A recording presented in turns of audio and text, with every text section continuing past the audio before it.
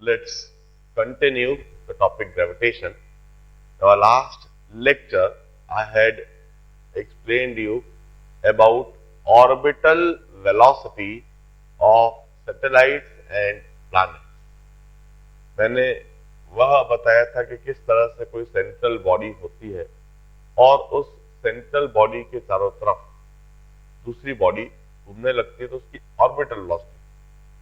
मैंने जियो stationery satellite, अर्थ के चारों तरफ घूमने वाले जियो स्टेशनरी सैटेलाइट, उनके बारे में मैंने बताया था, उनका टाइम पीरियड, उनकी हाइट और उन जियो स्टेशनरी सैटेलाइट के द्वारा जो मैक्सिमम ट्रांसमिशन हो सकता है, मैक्सिमम किस लैटिट्यूड तक ट्रांसमिशन हो सकता है, वह कैलकुलेशन सिखाया था।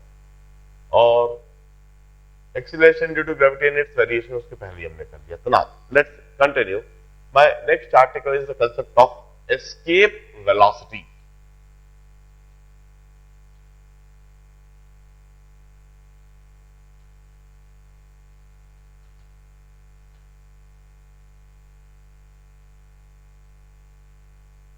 देखिए, एक बात और मैं दोबारा रिकॉल कर दूं, कल हमने यह बात भी बताई है कि जितने भी सैटेलाइट्स हैं जो अर्थ के चारों तरफ घूम रहे हैं, they always revolve around the earth in equatorial plane. इसीलिए इनको लॉन्च भी इक्वेटोरियल प्लेन से ही करना होता है। इंडिया से जब भी सैटेलाइट लॉन्च करे जाते हैं तो इंडिया इक्वेटर के आसपास इंडिया की कोई बाउंड्री नहीं है। In order to launch our satellites, we have got an agreement with New French Guyana.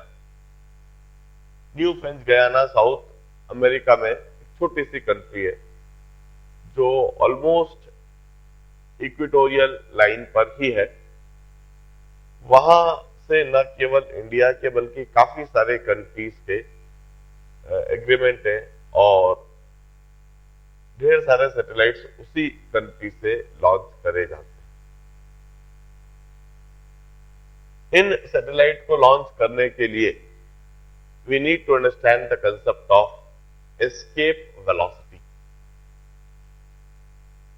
This is any planet having mass and radius r. इसमें कोई बॉडी, इस बॉडी को v वेलोसिटी से हमने प्रोजेक्ट करा और यह बॉडी v वेलोसिटी से प्रोजेक्ट होकर इस प्लैनेट से काफी दूर निकल जाए, इस प्लैनेट के ग्रेविटेशनल फील्ड से पूरी तरह से बाहर निकल जाए। We used to say that this body escaped from the gravitational field of planet. यह बॉडी एस्केप कर गई। अब यह बॉडी दोबारा इस पर लौट के नहीं आएगी या अब इसका आना बहुत मुश्किल है। इसे हम फिनोमेना ऑफ एस्केप कहते हैं। And the escape velocity is defined as the minimum velocity with which the body must be projected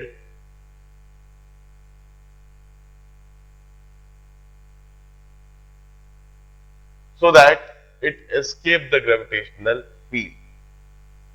Escape velocity is minimum velocity. Minimum velocity for escape.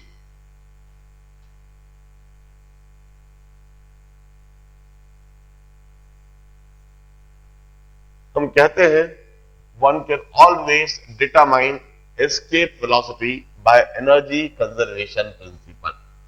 हम एनर्जी कंजर्वेशन प्रिंसिपल से escape velocity बड़ा easily determine करते हैं। On the surface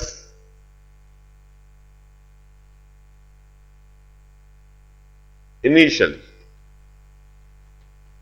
initially जब वह surface पर है तो उसके पास दो तरह की एनर्जी है, that is kinetic energy and potential energy. Initial kinetic energy is half mv square or potential energy is initial is minus gmm by r. इसका मास स्मॉल m है, इसका mass capital M, radius r. This on the surface initially. This is some finite value of kinetic energy, कुछ velocity भी, mass m body का, और gravitational potential energy के लिए हम एक्सप्रेशन पहले लिख चुके. Finally, when it escaped, this is finally when it escaped. जब वह बॉडी इनफाइनाइट डिस्टेंस पर जा चुकी है, ग्रेविटेशनल फील्ड से पूरी तरह से बाहर हो चुकी है, कुछ फाइनल काइनेटिक एनर्जी इसके पास हो सकती है, कुछ फाइनाइट वेलोसिटी हो सकती है, मगर यह इंफिनिटी पर जा चुकी है, एस्केप कर चुकी है, इसलिए इसका डिस्टेंस इनफाइनाइट हो चुका है. पोटेंशियल एनर्जी जिसको हम लिखते हैं minus G M by R, this would become zero since R had approached infinity, क्योंकि आर की वैल्यू इंफिनिटी हो चुकी है, इसलिए यह बॉडी पूरी तरह से एस्केप कर चुकी है. हम कहते हैं एनर्जी कंजर्वेशन प्रिंसिपल से हम यह लिख सकते हैं, initial kinetic energy plus initial potential energy is equal to final kinetic energy plus final potential energy. Initial kinetic energy में मैं लिख दूंगा half M we square, potential energy में minus G M M by capital R. यह capital R is the radius of the planet, और इधर half M v dash square और final potential energy is zero. अब ये तो generalized equation है which always hold. Now I apply the condition of escape velocity. If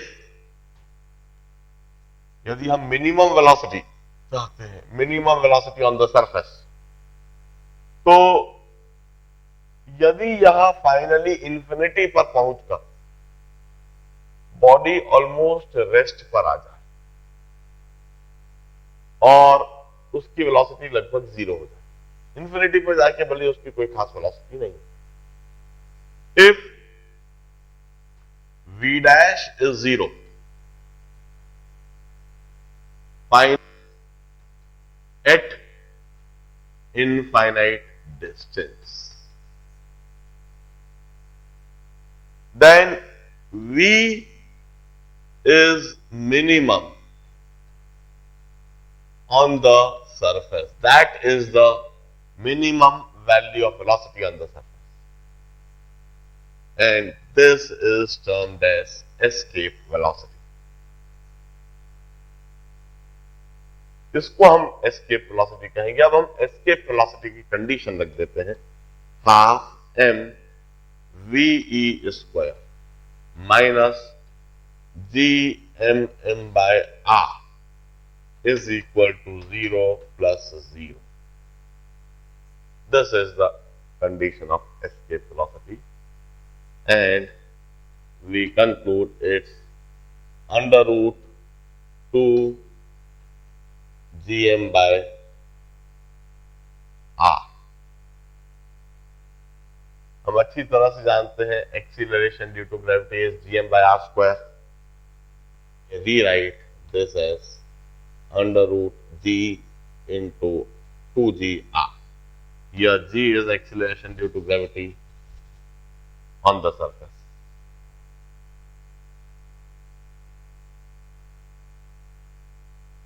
This is escape velocity. यदि हम अर्थ के लिए एस्केप वेलोसिटी, हमारी पृथ्वी के लिए, हमारी अर्थ के लिए एस्केप वेलोसिटी हम कैलकुलेट करने की कोशिश करें, can do it in this manner. हम अच्छी तरह से जानते हैं मास ऑफ अर्थ, हमने रफली डिटरमाइन कर लिया है। Mass of earth is 5 into 10 to the power 24 kg roughly, and the radius of earth is 6400 kilometers, and the value of g is known to us, that is 6.67 into 10 to the power minus 11 kg meter square per newton metre square per kg square, newton metre square per kg square.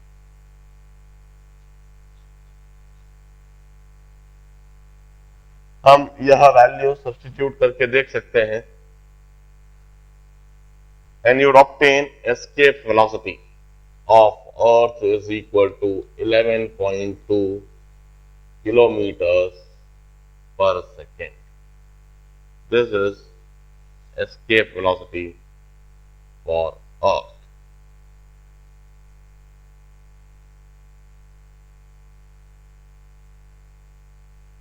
Up.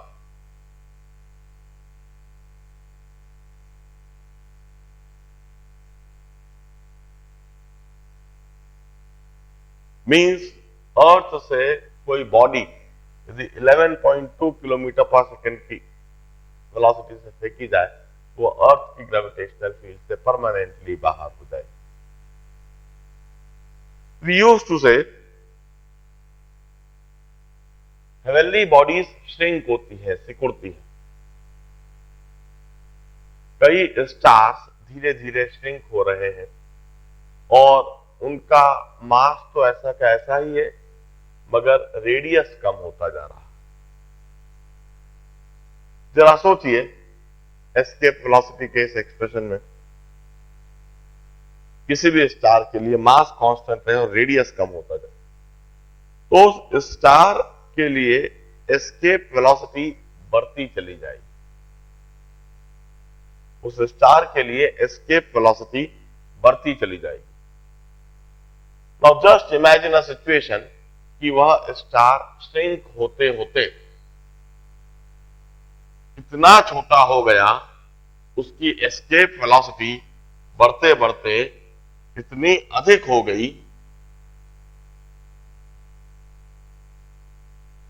that escape velocity exceed the velocity of light.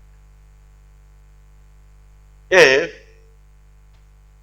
escape velocity becomes greater than equal to c, or escape velocity becomes greater than equal to 3 into 10 to the power 8 meters per second,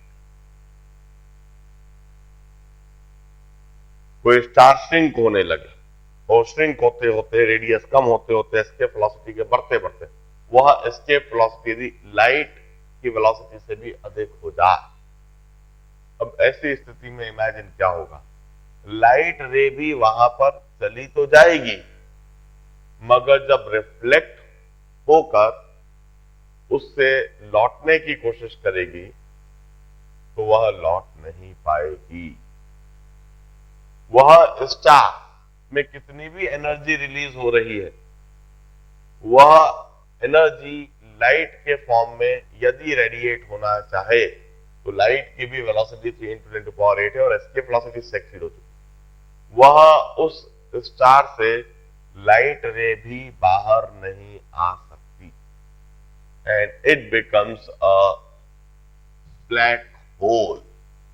वह एक black hole बन जाएगा। Black hole एक ऐसा star जिसमें one way traffic होता है, सब कुछ अंदर ही अंदर जाता है, अंदर जाने के बाद कोई बाहर नहीं आता। इवन लाइट रे भी उसके अंदर तो जा सकती है मगर लौट के बाहर आ नहीं सकती, रिफ्लेक्ट नहीं हो सकती। ऐसा ब्लैक होल ऑलरेडी गैलेक्सी में कई जगह पर बन चुके हैं और धीरे धीरे करके इन ब्लैक होल में काफी सारी मतलब मैटर इनमें समाना भी चालू हो चुका है। कई जगह पर आसमान में ब्लैक होल है। यह ब्लैक होल दिखते नहीं है, इनफैक्ट इन्हें हम इनकी प्रेजेंस, इनकी एग्जिस्टेंस कंक्लूड कर सकते हैं। और इनकी एग्जिस्टेंस कंक्लूड करने का एक साधारण सा तरीका है, आसमान में किसी भी जगह पर बिल्कुल डार्क दिख रहा हो, कुछ भी नहीं दिख रहा, और उस डार्क रीजन के आसपास यदि बड़े बड़े स्टार्स घूमते हुए दिख रहे हैं, इसका मतलब वह ब्लैक होल है। ब्लैक होल आसमान में कभी दिखेगा नहीं, क्योंकि कोई चीज के दिखाई देने के लिए वहां से लाइट रे आना जरूरी है, और ब्लैक होल से कोई लाइट रे आ ही नहीं रही तो दिख नहीं सकता।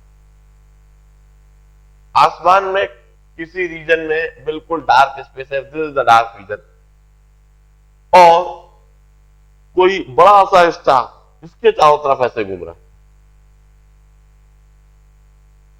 अब ब्लैक होल की ग्रेविटेशनल फील्ड इतनी अधिक हो जाती है क्योंकि इसका मास काफी अधिक हो जाता है, तो ब्लैक होल की ग्रेविटेशनल फील्ड इतनी अधिक हो जाती है कि बड़े बड़े तारे इसके चारों तरफ चक्कर लगाने लगते हैं। इस तरह से कोई बड़ा सा तारा एक डार्क रीजन के चारों तरफ यदि घूमता हुआ आपको दिख रहा है, इसका मतलब इसके बीच में ब्लैक होल है जिसकी ग्रेविटेशनल फील्ड काफी अधिक है।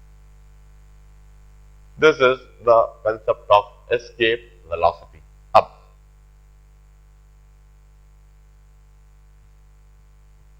अब हम अलग अलग तरह के बॉडीज और उनके मूवमेंट की बातचीत करते हैं। देखिए, डेफिनेटली आज के समय हम हेलियोसेंट्रिक सोलार सिस्टम मानते हैं। हेलियोसेंट्रिक मतलब सन is at the center of solar system and bodies are revolving round the sun in elliptical orbit। हम प्लैनेट्स की जो एलिप्टिकल मोशन है, हम उसके बारे में कुछ बातें नोट डाउन कर ले जो हमें प्रॉब्लम सॉल्व करते समय अप्लाई करनी होगी। ऑल्दो मर्क्यूरी का पाथ जो हम एलिप्स जिस तरह से बनाएंगे इतना अधिक एलिप्टिकल तो नहीं होता है, मगर सब्सटेंशियल एलिप्टिकल मर्क्यूरी का पाथ है और सब्सटेंशियल एलिप्टिकल प्लूटो का पाथ है। इनका पाथ तो काफी अच्छा खासा एलिप्टिकल है। बाकी प्लैनेट्स का स्लाइट स्लाइट एलिप्टिकल शेप है, ऑल्दो अर्थ का सन के चारों तरफ जो पाथ है वह perfectly circular path.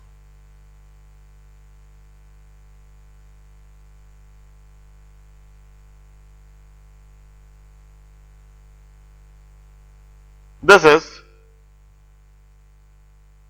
the elliptical path of a heavenly body round the sun, where we have got sun at one of its foci. Here we have got sun. This is another foci जिस पर कुछ भी नहीं है, this is the centre.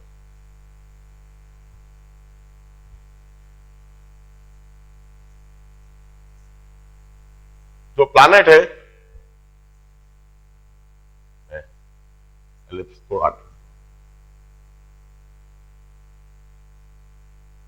जो planet है it revolve round the सन, और एक पर्टिकुलर सिचुएशन ऐसी होती है जब प्लैनेट की सन से दूरी मिनिमम होती है, and this is that position, we call it apogee. और एक पोजीशन प्लैनेट की ऐसी है जब उसकी सन से दूरी मैक्सिमम होती है, और बाकी किसी भी इंटरमीडिएट सिचुएशन पर प्लैनेट की इंटरमीडिएट पोजीशन होती है।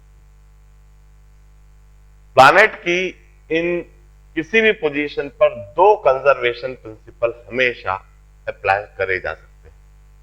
एक तो एनर्जी कंजर्वेशन प्रिंसिपल और दूसरा जो कंजर्वेशन करा जाता है that is angular momentum conservation.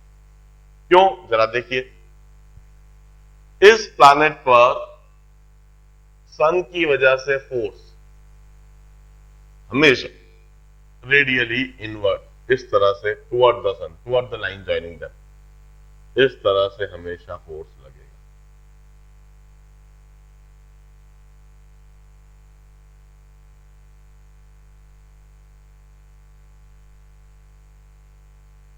There is no torque due to any force. The torque on the body at any time is zero. Tau external is zero. And hence angular momentum is constant. Moreover, there is work done by any force is also zero, and hence energy is also constant during the planetary motion.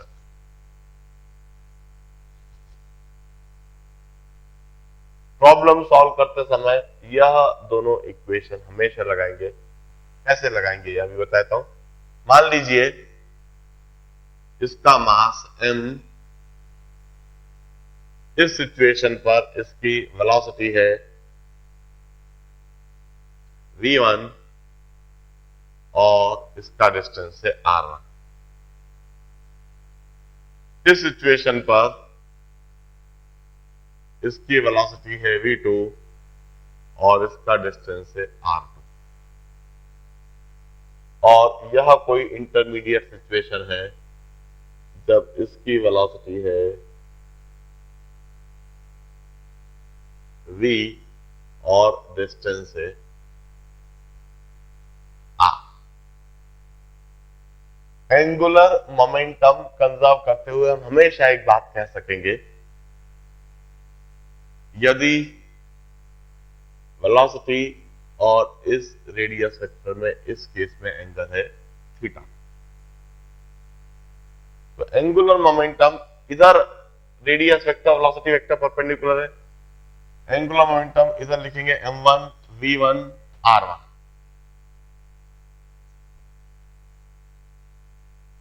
sin 90 is 1। Here angular momentum लिखेंगे m2 v2 r2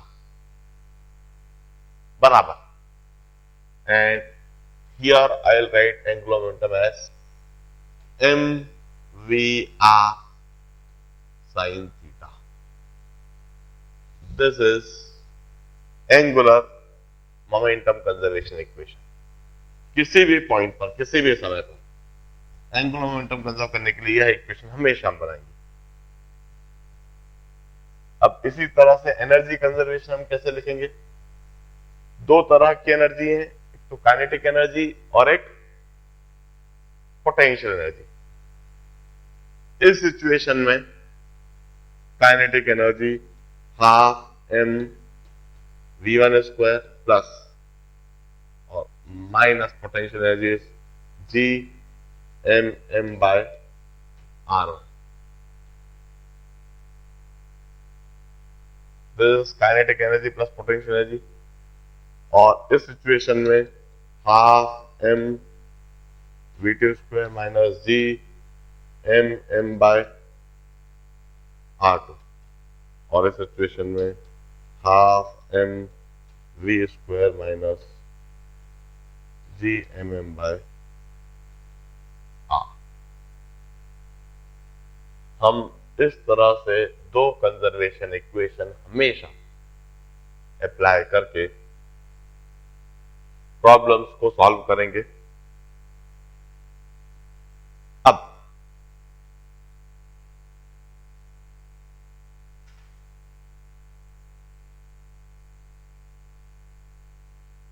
यह elliptical motion के बारे में एक बात और बताता हूं।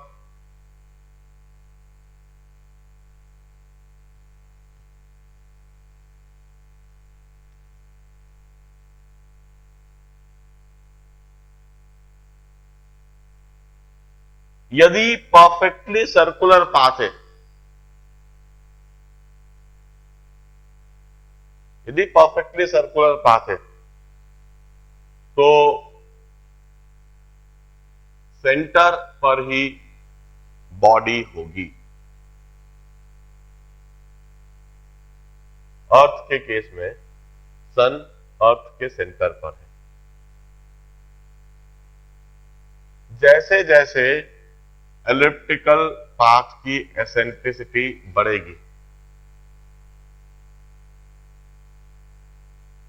जैसे जैसे circular would grow into an ellipse, ऐसी कंडीशन में सेंटर तो इधर है, फोकस इधर शिफ्ट होता जाएगा, जिसमें एक फोकस पर सन है या स्टार है और दूसरे फोकस पर कुछ भी नहीं है। यदि यह पाथ और भी ज्यादा एलिप्टिकल हो गया तो सेंटर इधर, फोकस और भी इधर शिफ्ट हो गया, इधर कुछ भी नहीं। जैसे जैसे इसकी एसेंट्रिसिटी बढ़ती जा रही है, वो मोर एंड मोर एलिप्टिकल होता जाएगा, वैसे वैसे यह फोकस सेंटर से दूर जाता जाएगा। यदि यह ऑलमोस्ट इस तरह से हो गया तो सेंटर तो इधर का इधर ही है और यह बॉडी बिल्कुल इधर आ जाएगी और इधर बिल्कुल कुछ भी नहीं। और यह भी हो सकता है कि बिल्कुल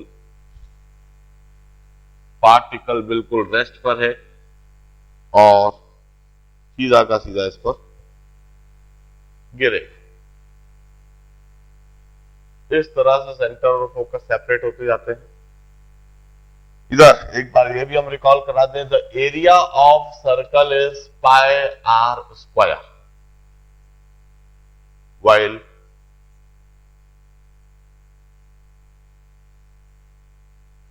area of an ellipsis, semi minor radius R1 है, सेमी मेजर रेडियस R2 है। In that case area of an ellipsis pi R1 R2।